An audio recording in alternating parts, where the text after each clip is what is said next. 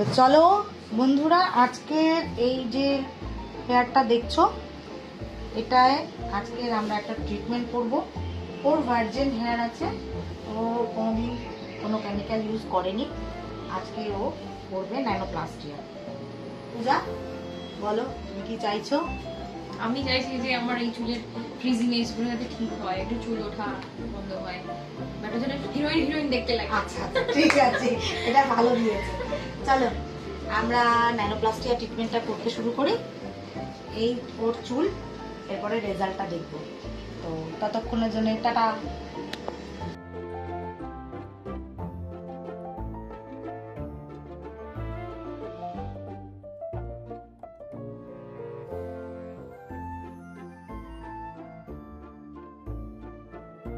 তো পূজা, আজকের আমাদের সার্ভিস কেমন লাগলো এবং রেজাল্টটা কেমন লাগলো বলো?